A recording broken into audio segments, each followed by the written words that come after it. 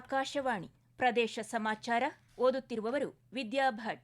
ಮುಖ್ಯಾಂಶಗಳು: ಸುಸ್ಥಿರ ರಾಷ್ಟ್ರದ ಅಭಿವೃದ್ಧಿಗೆ ಅಣೆಕಟ್ಟು ಸುರಕ್ಷತೆ ಅಗತ್ಯ, ಮುಖ್ಯಮಂತ್ರಿ ಸಿದ್ದರಾಮಯ್ಯ ಪ್ರತಿಪಾದನೆ. ಶಾಸಕ ಬೈರತಿ ಬಸವರಾಜ ವಿರುದ್ಧ ಕಾನೂನಿನ ಪ್ರಕಾರ ಕ್ರಮ, ಗೃಹ ಸಚಿವ ಡಾ ಜಿ. ಪರಮೇಶ್ವರ್. ನಾಳೆ ಹಾವೇರಿಯಲ್ಲಿ ಮುಖ್ಯಮಂತ್ರಿ ಸಿದ್ದರಾಮಯ್ಯ ನೇತೃತ್ವದಲ್ಲಿ ಸಾಧನಾ ಸಮಾವೇಶ ಹಾಗೂ ಹೊಸಕೋಟೆ ಬಳಿ ಸರಣಿ ರಸ್ತೆ ಅಪಘಾತ, 7 ಮಂದಿ ಸಾವು. ವ್ಯವಸ್ಥಿತ ಅಣೆಕಟ್ಟು ಸುರಕ್ಷತೆ, ಪುನರುಜ್ಜೀವನ ಮತ್ತು ಆಧುನಿಕ ಕಾರ್ಯಾಚರಣೆಗಳು ಸುಸ್ಥಿರ ರಾಷ್ಟ್ರದ ಅಭಿವೃದ್ಧಿಗೆ ಅವಶ್ಯಕತೆಗಳಾಗಿವೆ ಎಂದು ಮುಖ್ಯಮಂತ್ರಿ ಸಿದ್ದರಾಮಯ್ಯ ಹೇಳಿದ್ದಾರೆ.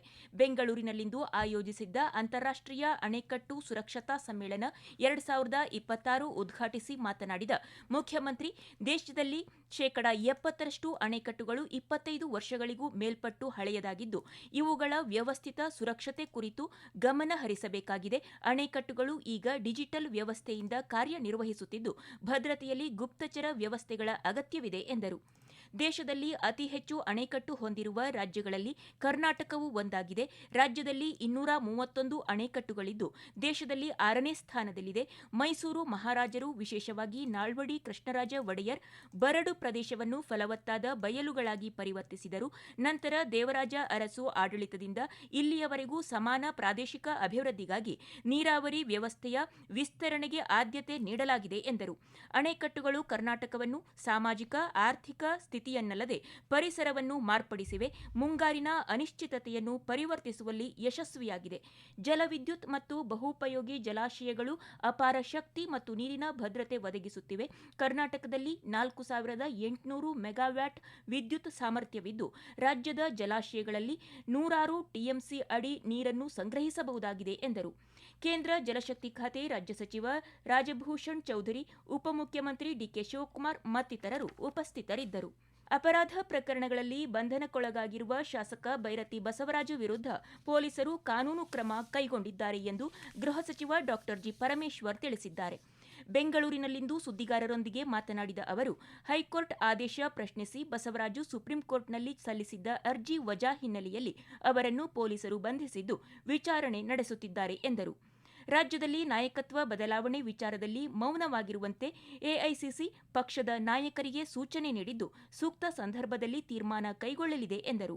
ಮತ್ತೊಂದು ಪ್ರಶ್ನೆಗೆ ಉತ್ತರಿಸಿದ ಸಚಿವರು, ಸೂಕ್ತ ಸುರಕ್ಷತಾ ಕ್ರಮಗಳೊಂದಿಗೆ ಬೆಂಗಳೂರಿನಲ್ಲಿ ಐಪಿಎಲ್ ಪುನರಾರಂಭಕ್ಕೆ ರಾಜ್ಯ ಸಚಿವ ಸಂಪುಟ ಅನುಮತಿ ನೀಡಿರುವುದಾಗಿ ತಿಳಿಸಿದರು. ಮುಖ್ಯಮಂತ್ರಿ ಸಿದ್ದರಾಮಯ್ಯ ನಾಳೆ ಹಾವೇರಿಯಲ್ಲಿ ಜರುಗಲಿರುವ ರಾಜ್ಯ ಸರ್ಕಾರದ ಸಾಧನಾ ಸಮಾವೇಶ ಹಾಗೂ ಭೂ ಗ್ಯಾರಂಟಿ ಸಮರ್ಪಣಾ ಸಮಾವೇಶದಲ್ಲಿ ಭಾಗವಹಿಸಲಿದ್ದಾರೆ. ಸಮಾವೇಶದಲ್ಲಿ 1,00,000ಕ್ಕೂ ಹೆಚ್ಚು ಮಂದಿಗೆ ಹಕ್ಕುಪತ್ರಗಳನ್ನು ವಿತರಿಸಲಾಗುತ್ತಿದ್ದು, ಸಕಲ ಸಿದ್ಧತೆಗಳನ್ನು ಮಾಡಿಕೊಳ್ಳಲಾಗಿದೆ. ಮುಖ್ಯಮಂತ್ರಿ ಸಿದ್ದರಾಮಯ್ಯ, ಉಪಮುಖ್ಯಮಂತ್ರಿ ಡಿಕೆ ಶಿವಕುಮಾರ್, ಸಚಿವರು, ಶಾಸಕರು ಹಾಗೂ ಗಣ್ಯರು ಕುಳಿತುಕೊಳ್ಳಲು ವೇದಿಕೆ ಸಿದ್ಧಪಡಿಸಲಾಗಿದ್ದು, ಜನರ ಪ್ರಯಾಣಕ್ಕೆ ಜಿಲ್ಲೆಯಲ್ಲಿ 175 ಬಸ್ಗಳ ವ್ಯವಸ್ಥೆ ಮಾಡಲಾಗಿದೆ.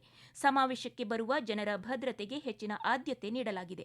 ಜೊತೆಗೆ ಕಾನೂನು ಸುವ್ಯವಸ್ಥೆಗೆ ಧಕ್ಕೆ ತರುವ ವ್ಯಕ್ತಿಗಳ ಬಗ್ಗೆಯೂ ನಿಗಾ ವಹಿಸಲಾಗಿದೆ ಎಂದು ಜಿಲ್ಲಾ ಪೊಲೀಸ್ ವರಿಷ್ಠಾಧಿಕಾರಿ ಯಶೋಧ ವಂಟಗೋಡಿ ತಿಳಿಸಿದ್ದಾರೆ.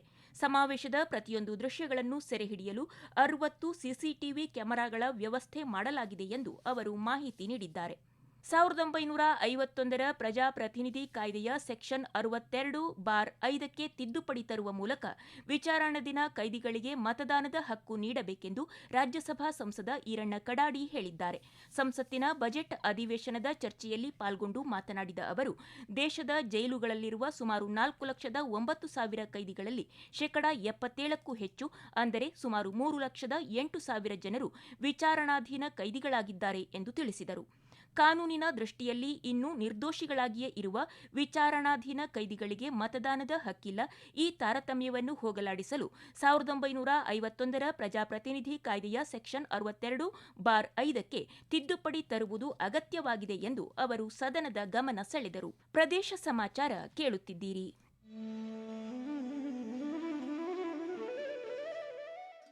ನಿಮಗೆ ವರದಿಗಾರಿಕೆಯ ಕೌಶಲ್ಯವಿದೆಯೇ?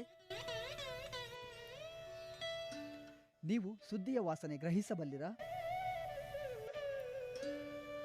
ಹಾಗಿದ್ದರೆ ಆಕಾಶವಾಣಿಯ ಪ್ರಾದೇಶಿಕ ಸುದ್ದಿ ವಿಭಾಗಕ್ಕೆ ಸೇರಿಕೊಳ್ಳುವ ಅವಕಾಶ ಇಲ್ಲಿದೆ. ಆಕಾಶವಾಣಿ ರಾಯಚೂರು ಮತ್ತು ಚಿತ್ರದುರ್ಗ ಜಿಲ್ಲೆಗಳ ಅರೆಕಾಲಿಕ ವರದಿಗಾರರ ಹುದ್ದೆಗಳ ಆಯ್ಕೆಗಾಗಿ ಅರ್ಜಿಗಳನ್ನು ಆಹ್ವಾನಿಸಿದೆ. ಅರ್ಜಿ ಸಲ್ಲಿಸಲು ಫೆಬ್ರವರಿ 28, 2026 ಕೊನೆಯ ದಿನವಾಗಿದೆ.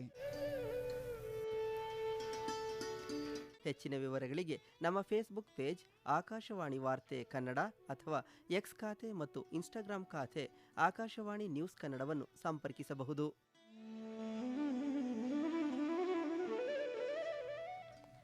ಬೆಂಗಳೂರು ಗ್ರಾಮಾಂತರ ಜಿಲ್ಲೆಯ ಹೊಸಕೋಟೆ ತಾಲೂಕಿನ ಎಂ ಸತ್ಯವರ ಗ್ರಾಮದ ರಾಷ್ಟ್ರೀಯ ಹೆದ್ದಾರಿಯಲ್ಲಿ ಇಂದು ಬೆಳಿಗ್ಗೆ ಸಂಭವಿಸಿದ ತೀವ್ರ ರಸ್ತೆ ಅಪಘಾತದಲ್ಲಿ 7 ಮಂದಿ ಸ್ಥಳದಲ್ಲಿಯೇ ಸಾವನ್ನಪ್ಪಿದ್ದಾರೆ.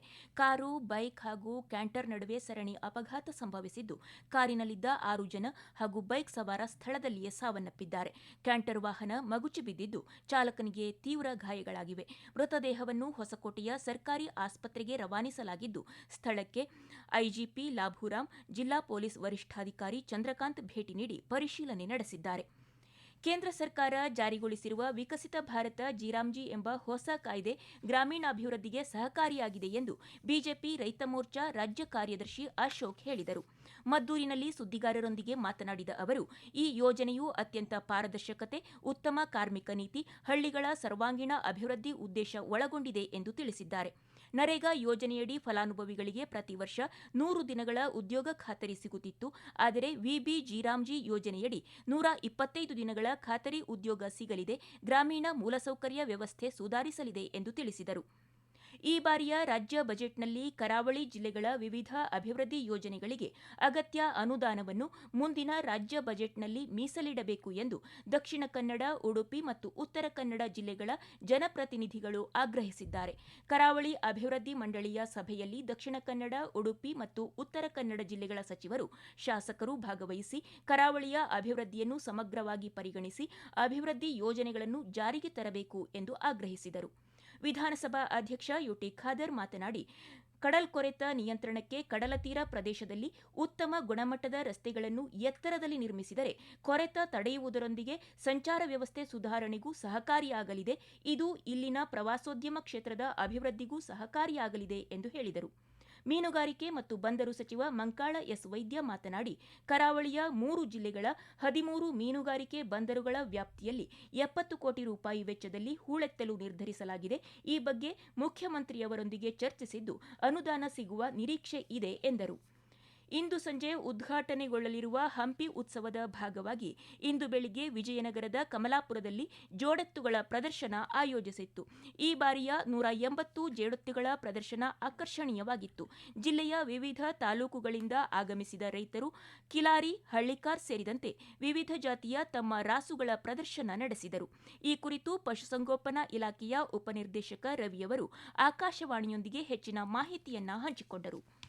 ಈ ದಿನ ಹಂಪಿ ಉತ್ಸವದ ಅಂಗವಾಗಿ ನಾವು ಎತ್ತುಗಳ ಪ್ರದರ್ಶನನ ಏರ್ಪಡಿಸಿದ್ದೀವಿ ಕಮಲಾಪುರದಲ್ಲಿ. ಈ ಹಿಂದಿನ ಸಾಲಿನಲ್ಲಿ 26 ಜೊತೆ ಮಾತ್ರ ಬಂದಿತ್ತು. ನಮ್ಮ ಜಿಲ್ಲಾ ಉಸ್ತುವಾರಿ ಮಂತ್ರಿಗಳು ಹಿಂದಿನ ವರ್ಷ ನೀಡಿದ ಪ್ರೋತ್ಸಾಹ, ಆಮೇಲೆ ಜಿಲ್ಲಾಧಿಕಾರಿಗಳು ಈ ಸಾರಿ ನಮಗೆ ತುಂಬ ಪ್ರೋತ್ಸಾಹ ಕೊಟ್ಟು ಒಳ್ಳೆ ಸಂಖ್ಯೆಯಲ್ಲಿ ಸೇರಬೇಕು, ಎತ್ತುಗಳ ಪ್ರದರ್ಶನ ಚೆನ್ನಾಗಿ ನಡಿಬೇಕು ಅಂತ ಹೇಳಿ ಬೆನ್ನೆಲುಬಾಗಿ ನಿಂತರು. ನಮ್ಮ ಇಲಾಖೆ ಎಲ್ಲ ಸಿಬ್ಬಂದಿಯವರು ನಾವೆಲ್ಲ ಸಭೆಗಳು ನಡೆಸಿ ಆಮೇಲೆ ಎಲ್ಲ ರೈತರಿಗೂ ಬಂದು ಭಾಗವಹಿಸೋದಕ್ಕೆ ಪ್ರೇರೇಪಣೆ ನೀಡೋದ್ರಿಂದ ಈ ದಿನ ನಾವು 180 ಜೊತೆಗೆ ಎತ್ತುಗಳು ಇಲ್ಲಿ ಬರುವಂಗಾಗಿದೆ. ನಮಗೆ ತುಂಬ ಸಂತೋಷ ಆಗ್ತಾ ಇದೆ. ಸಾರಿಗೆ ನಿಯಮಗಳನ್ನು ಉಲ್ಲಂಘಿಸುವ ಖಾಸಗಿ ವಾಹನಗಳ ಲೈಸೆನ್ಸ್ಗಳನ್ನು ರದ್ದುಗೊಳಿಸಲು ಕ್ರಮ ಕೈಗೊಳ್ಳುವಂತೆ ಅಧಿಕಾರಿಗಳಿಗೆ ಉತ್ತರ ಕನ್ನಡ ಜಿಲ್ಲಾಧಿಕಾರಿ ಕೆ ಲಕ್ಷ್ಮೀಪ್ರಿಯಾ ಸೂಚನೆ ನೀಡಿದ್ದಾರೆ. ಪ್ರಾದೇಶಿಕ ಸಾರಿಗೆ ಪ್ರಾಧಿಕಾರದ ಸಭೆಯಲ್ಲಿ ಮಾತನಾಡಿದ ಅವರು, ರಾಜ್ಯ ಸಾರಿಗೆ ಸಂಸ್ಥೆಯ ಬಸ್ಗಳಿಗೆ ಜಿಲ್ಲೆಯ ಗ್ರಾಮೀಣ ಪ್ರದೇಶದ 400ಕ್ಕೂ ಅಧಿಕ ಮಾರ್ಗಗಳಲ್ಲಿ ಸಂಚರಿಸಲು ಅನುಮತಿಯನ್ನು ನೀಡಿದರು. ಪ್ರಸಿದ್ಧ ಟಿಸಿಎಸ್ ವರ್ಲ್ಡ್ 10ಕ್ಕೆ ಮ್ಯಾರಥಾನ್ ಏಪ್ರಿಲ್ 26ರಂದು ಬೆಂಗಳೂರಿನಲ್ಲಿ ನಡೆಯಲಿದೆ. ಸುಮಾರು 2 ದಶಕಗಳಿಂದ ಬೆಂಗಳೂರಿನಲ್ಲಿ ಅಭಿಯಾನ ರೀತಿಯಲ್ಲಿ ಪ್ರೋಕ್ಯಾಮ್ ಇಂಟರ್ನ್ಯಾಷನಲ್ ಈ ಓಟವನ್ನು ಆಯೋಜಿಸುತ್ತಾ ಬಂದಿದ್ದು, ಈ ಬಾರಿಯ ಮ್ಯಾರಥಾನ್ ದಿನಾಂಕವನ್ನು ಘೋಷಿಸಿದೆ. ಕೊನೆಯಲ್ಲಿ ಮತ್ತೊಮ್ಮೆ ಮುಖ್ಯಾಂಶಗಳು. ಸುಸ್ಥಿರ ರಾಷ್ಟ್ರದ ಅಭಿವೃದ್ಧಿಗೆ ಅಣೆಕಟ್ಟು ಸುರಕ್ಷತೆ ಅಗತ್ಯ, ಮುಖ್ಯಮಂತ್ರಿ ಸಿದ್ದರಾಮಯ್ಯ ಪ್ರತಿಪಾದನೆ. ಶಾಸಕ ಬೈರತಿ ಬಸವರಾಜ ವಿರುದ್ಧ ಕಾನೂನಿನ ಪ್ರಕಾರ ಕ್ರಮ, ಗೃಹ ಸಚಿವ ಡಾ ಜಿ ಪರಮೇಶ್ವರ್. ನಾಳೆ ಹಾವೇರಿಯಲ್ಲಿ ಮುಖ್ಯಮಂತ್ರಿ ಸಿದ್ದರಾಮಯ್ಯ ನೇತೃತ್ವದಲ್ಲಿ ಸಾಧನಾ ಸಮಾವೇಶ. ಹಾಗೂ ಹೊಸಕೋಟೆ ಬಳಿ ಸರಣಿ ರಸ್ತೆ ಅಪಘಾತ, 7 ಮಂದಿ ಸಾವು. ಇಲ್ಲಿಗೆ ಪ್ರದೇಶ ಸಮಾಚಾರ ಮುಗಿಯಿತು. ನಮ್ಮ ಮುಂದಿನ ವಾರ್ತಾ ಪ್ರಸಾರ ಈ ಸಂಜೆ 6:40 ನಿಮಿಷಕ್ಕೆ.